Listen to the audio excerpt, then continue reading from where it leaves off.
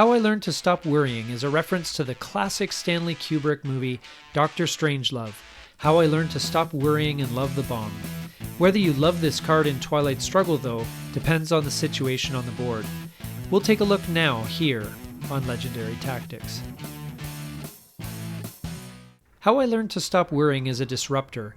It can change the overall situation pretty substantially, but we need to make sure that we use it at the right time, preferably in conjunction with some other cards.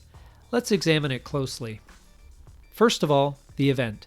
This is a mid-war neutral starred event card worth 2 operations points. Triggering the event will allow you to set the DEFCON at any level you want between 1 and 5.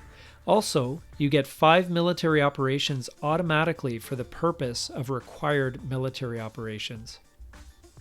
This is an interesting event which actually provides a good deal of flexibility.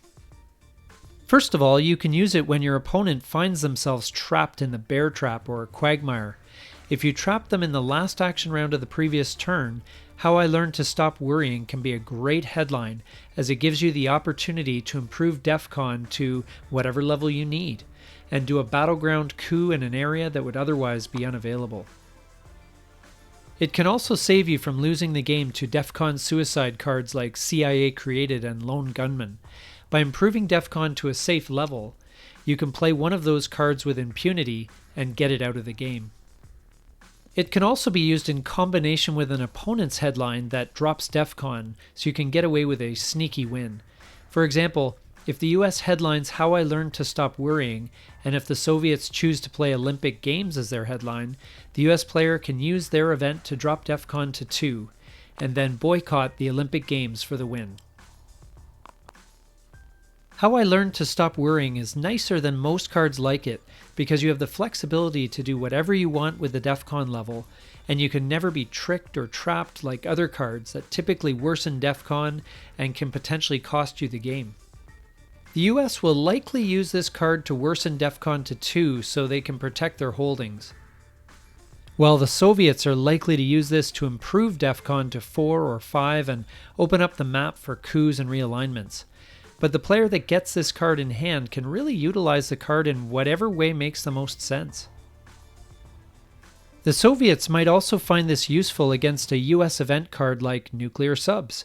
Once Nuclear Subs is in play, the US cannot worsen DEFCON themselves to close off the map to counter coups or realignments, which not only neutralizes their event but might even potentially turn it into one that favors the Soviets. What if you had a whole turn to realign the US out of Europe? The US can also use this card as a headline in order to worsen the DEFCON to 2 and prevent the usual first action round Soviet battleground coup. And the Milops are a nice bonus. They can obviously help either side reach the required military operations, but there can be some nice moves with it as well. The US, for example, can play this on their last action round to raise DEFCON to 5. And this can, in this example, score them 3 victory points. In fact, either player can use this to score up to 5 victory points if their opponent has neglected to get their military operations, or if they were limited by the Cuban Missile Crisis event that turn. Keep an eye on that Milops track to see if there's an opportunity to take advantage.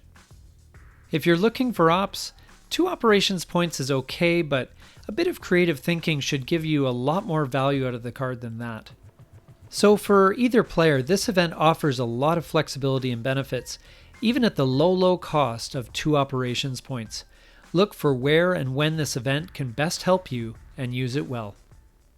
This has been our analysis of the How I Learned to Stop Worrying card in Twilight Struggle.